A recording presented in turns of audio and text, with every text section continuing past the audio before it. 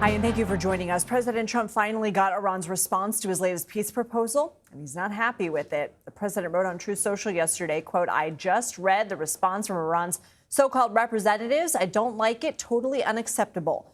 So what does this mean for the future of the war with Iran? Earlier at the White House, President Trump was asked about the status of the ceasefire more than 10 weeks after the start of the conflict. It's unbelievably weak, I would say. I would call it the weakest right now. After reading that piece of garbage they sent us, I didn't even finish reading it. They said, I'm not going to waste my time reading it. I would say it's one of the weakest right now. It's on life support. Since the war began, Americans have faced skyrocketing gas prices because Iran has effectively shut down the Strait of Hormuz, a critical shipping lane for a fifth of the world's oil. Today, President Trump exclusively told CBS News' Nancy Cortez he wants to suspend the federal gas tax to try and give Americans some relief at the pump. All this comes ahead of Trump's high-stakes trip to China. The president heads to Beijing tomorrow, where he'll meet with his Chinese counterpart, Xi Jinping. CBS News senior White House and political correspondent Ed O'Keefe joins us now. So, Ed, the president says the ceasefire is on life support. What is the White House's plan moving forward? Well, military options remain, Lindsay. The president and other top officials have alluded to that. And today, the Pentagon made clear that a key submarine has surfaced and is, let's just say, available for usage. And now in the Mediterranean Sea, a signal to Iran that as a ballistic submarine surfaces, that the military options remain. They've also put in a few more sanctions on people selling Iranian oil and entities sending Iranian oil towards China. So the economic squeeze, if you will, continues as well. The president made very clear that essentially what Iran is offering in terms of allowing its uranium to be extracted, the enrichment to be taken out of the country, kind of reneged on that, and that is one of the reasons why he's not happy with this. What more do we know about the suspension of this gas tax?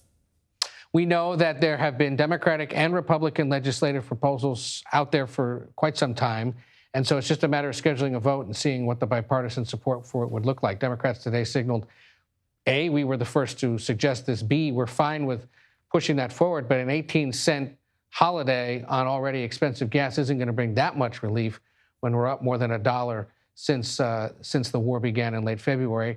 The president saying this to Nancy in their conversation this morning opens the door for Republicans to support the move, which had been a Democratic proposal mostly. And almost immediately you saw lawmakers like Missouri Senator Josh Hawley announce that they are introducing legislation to do just that. All right, so let's talk about the president's trip to China tomorrow. We've learned representatives from 17 major companies, including Tesla, Apple, Meta, will join the U.S. delegation, including some of their high-profile names, Elon Musk, the likes of those CEOs. Is this normal? Well, first off, we should point out that all those companies have been invited. Whether they all ultimately make the trip remains to be seen, and they will not be flying with the president on Air Force One.